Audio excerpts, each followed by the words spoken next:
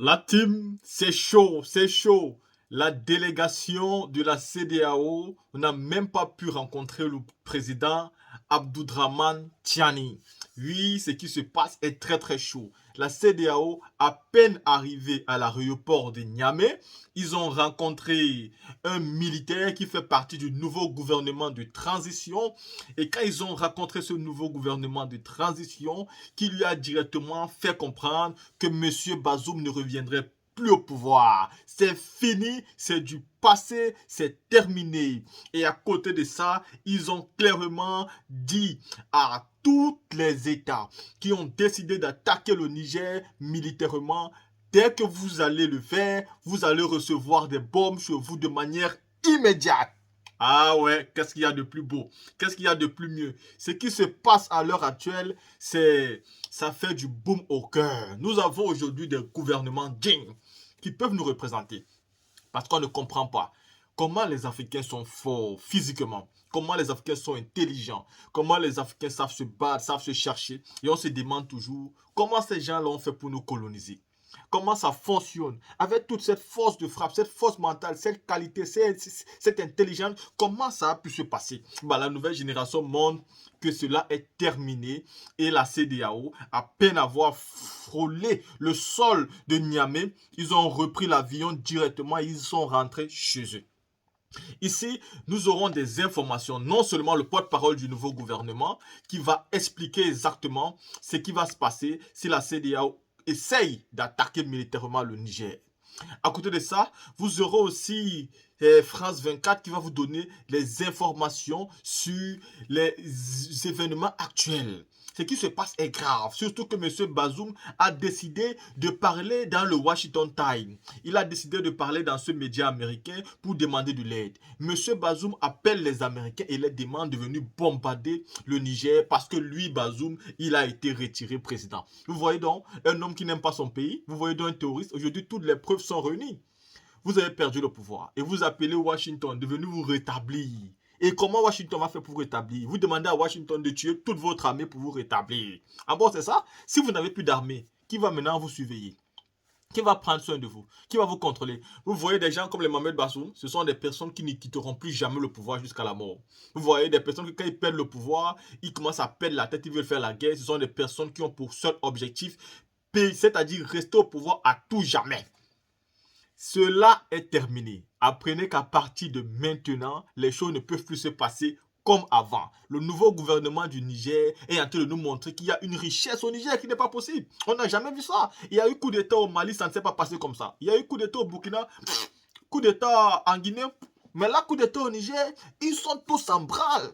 Tout le monde veut. C'est-à-dire, qu'est-ce qu'il y a au Niger? C'est là où vous comprenez que toute la richesse se trouve dans ce sous-sol du Niger. Et personne n'a envie de laisser ça. Parce que c'est dans le Niger surtout qu'on peut manipuler les djihadistes, qu'on peut manipuler les terroristes. Vous avez compris? C'est au Niger qu'on a les bases de tous les djihadistes et les terroristes. Si on prend le Niger et que c'est gouverné par un vrai gouvernement, eh ben ça sera fini. La team, écoutons. Face à la pression internationale qui s'accentue, les militaires putschistes qui ont pris le pouvoir au Niger il y a 8 jours durcissent le ton. Dans un communiqué lu à la télévision jeudi soir, ils annoncent de nouvelles mesures.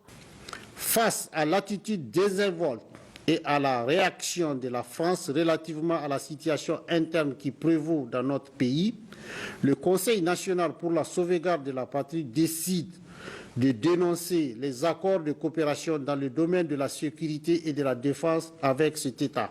Sont ainsi dénoncés 5 accords de coopération militaire avec Paris qui comptent 1500 soldats déployés au Niger.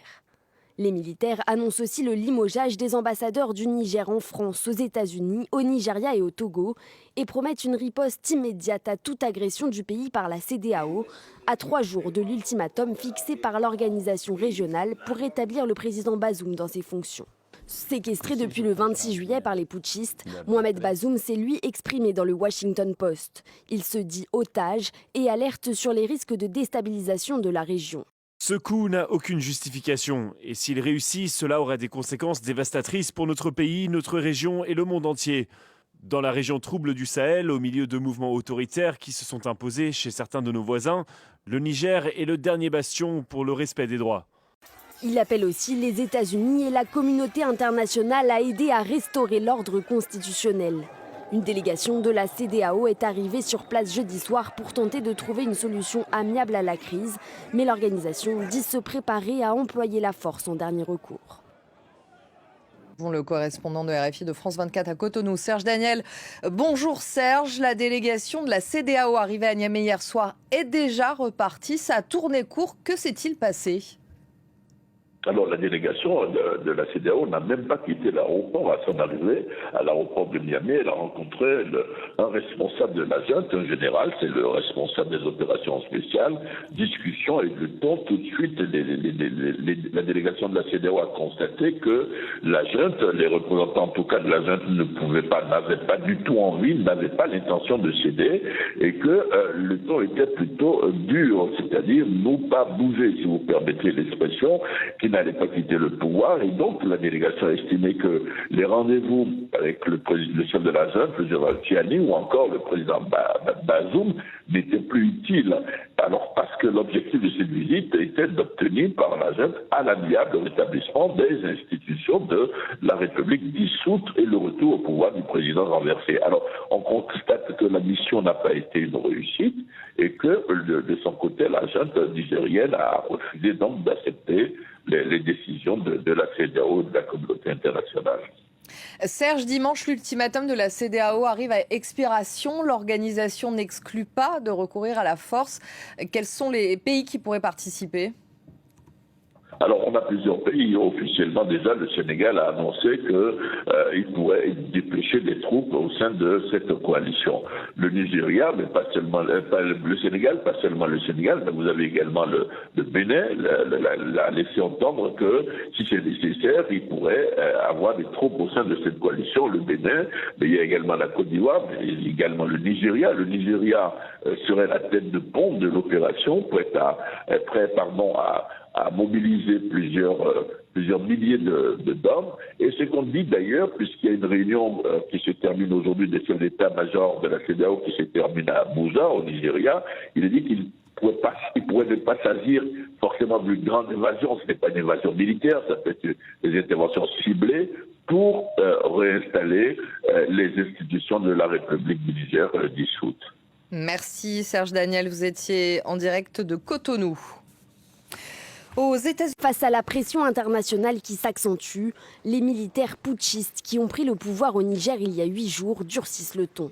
Dans un communiqué lu à la télévision jeudi soir, ils annoncent de nouvelles mesures. Face à l'attitude désinvolte et à la réaction de la France relativement à la situation interne qui prévaut dans notre pays, le Conseil national pour la sauvegarde de la patrie décide de dénoncer les accords de coopération dans le domaine de la sécurité et de la défense avec cet État. Sont ainsi dénoncés 5 accords de coopération militaire avec Paris qui comptent 1500 soldats déployés au Niger. Les militaires annoncent aussi le limogeage des ambassadeurs du Niger en France, aux États-Unis, au Nigeria et au Togo et promettent une riposte immédiate à toute agression du pays par la CEDEAO, à 3 jours de l'ultimatum fixé par l'organisation régionale pour rétablir le président Bazoum dans ses fonctions. Séquestré depuis le 26 juillet par les putschistes, Mohamed Bazoum s'est lui exprimé dans le Washington Post. Il se dit otage et alerte sur les risques de déstabilisation de la région. Ce coup n'a aucune justification et s'il réussit, cela aurait des conséquences dévastatrices pour notre pays, notre région et le monde entier. Dans la région trouble du Sahel, au milieu de mouvements autoritaires qui se sont imposés chez certains de nos voisins, le Niger est le dernier bastion pour le respect des droits. Il appelle aussi les États-Unis et la communauté internationale à aider à restaurer l'ordre constitutionnel. Une délégation de la CEDEAO est arrivée sur place jeudi soir, mais la mission a tourné court. La délégation est repartie sans avoir rencontré le chef de la junte. On a des nouvelles plus précises de son état via son entourage qui arrive encore à communiquer avec l'extérieur et ces nouvelles, elles sont préoccupantes. Donc Mohamed Bazoum, le président Bazoum, est toujours enfermé avec sa femme et son fils dans une annexe du palais présidentiel. L'électricité a été coupée depuis hier dans cette annexe. Donc, qui dit pas d'électricité dit aucun moyen, par exemple, de recharger son téléphone, pas de ventilateur, pas de climatisation, rien. Selon son entourage également, la junte lui aurait coupé les vivres. Donc ça reste à confirmer. Mais en tout cas, tous affirment que la junte resserre son étau presque physiquement autour du président Bazoum, et bien évidemment ce qu'espère la junte avec cette manœuvre, si vous voulez, ce serait qu'il abandonne la partie et qu'il signe sa démission. Donc on l'a vu dans le sujet que vous venez de diffuser. Donc il a réussi à communiquer un texte qui est passé là aussi par son entourage jusqu'au journal de nos confrères du Washington Post, et lui-même se qualifie d'otage. Il dit même qu'il est un otage parmi la centaine de Nigériens qui ont été emprisonnés selon lui depuis que la junte a fait ce coup d'État la semaine dernière. Et entre autres, alors il parle également de la situation dans la région, il met en garde contre la mainmise de la Russie sur toute une partie de l'Afrique si ce coup d'État venait à s'installer au Niger, qualifie le groupe Wagner de putschiste, et ça a été dit dans le sujet, il appelle les États-Unis à rétablir l'ordre constitutionnel. Voilà pour l'état et la situation du président Bazoum. Bilal, on a vu également cet échec de la mission de la CEDEAO qui est arrivée à Niamey, qui est reparti quasiment aussitôt, sans quasiment quitter l'aéroport d'une certaine manière. Est-ce qu'on peut parler d'échec de cette mission ? Voilà, il faut quand même s'imaginer la scène. C'est-à-dire que vous avez une délégation de la CEDEAO, une délégation qui est menée à un niveau très élevé, si vous voulez, en termes de diplomatie, en termes de protocole, puisque vous avez un ancien président du Nigeria et une très haute autorité religieuse qui mène cette délégation. L'avion atterrit à Niamey et, vous l'avez dit, ils n'ont pas pu aller plus loin que le salon de réception de l'aéroport. C'est-à-dire qu'ils n'ont même pas été reçus en ville, dans les locaux, dans l'endroit qu'occupe la junte militaire. Ils ont été reçus par un général qui est le responsable des opérations spéciales de la junte, c'est-à-dire ce qui n'est évidemment pas le numéro 1, Abderrahmane Tiani, ni même le numéro 2, Salifou Modi. C'est donc un subalterne de cette junte, si vous voulez, qui les a reçus pour leur indiquer tout simplement une fin de non-recevoir, qu'il n'y aurait pas de négociation. Et donc ils sont repartis. Il faut quand même rappeler que la semaine dernière, le président en exercice du Bénin, lui, avait pris l'avion officiel de la République du Bénin pour se rendre chez son voisin à Niamey, et qu'il avait dû faire demi-tour en plein ciel pour rentrer à Cotonou. Donc effectivement, là, sur l'aspect diplomatique de l'initiative de la CEDEAO, on voit mal comment ça pourrait progresser, même s'il ne faut jamais dire jamais. Restent les deux autres aspects, donc les sanctions économiques. Et là, on a l'ambassadeur du Niger aux États-Unis qui déclare que le riz a déjà augmenté de 40% dans le pays. On rappelle que l'électricité, 70% de l'électricité dans le pays est toujours coupée. Et il reste aussi, bien sûr, et ça, il faut y penser de plus en plus, l'option militaire, qui est la dernière option sur la table.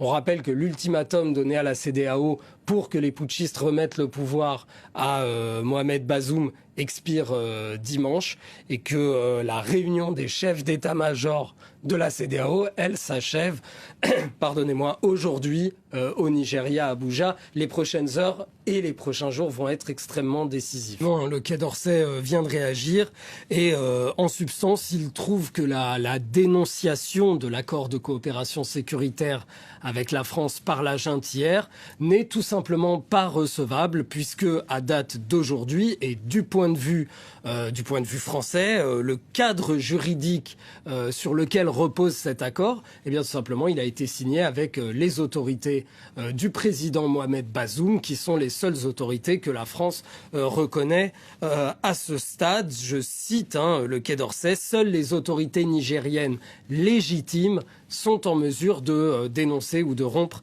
l'accord avec la France. Par ailleurs, et vous l'avez évoqué brièvement, le Niger a suspendu 4 de ses ambassadeurs à l'étranger, dont l'ambassadrice du Niger en France. Eh bien, elle aussi ne reconnaît pas cette décision de la junte.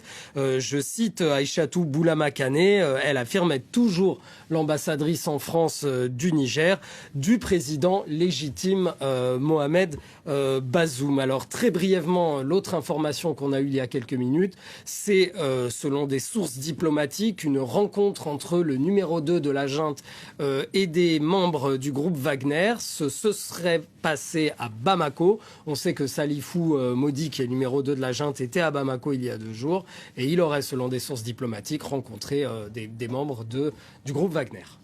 Après avoir écouté ici, vous voyez très bien que nous sommes très contents aujourd'hui parce que notre peuple est en train de comprendre. Nos dirigeants actuels sont en train de comprendre. Et un peu, nous allons chasser tous ces vieux grigous. Nous allons chasser tous ces vieux hiboux. Nous allons chasser tous ces vieux présidents qui ne travaillent pas pour le bonheur de nos populations. Nous allons chasser toutes ces marionnettes. Nous allons chasser tous ces vieillards qui ne veulent pas se faire respecter. Ils vont tous subir soit des coups d'État, soit ils vont quitter par la population. Nous n'avons pas un problème avec des vieux qui gouvernent. Parce qu'il y a des vieux qui sont bons.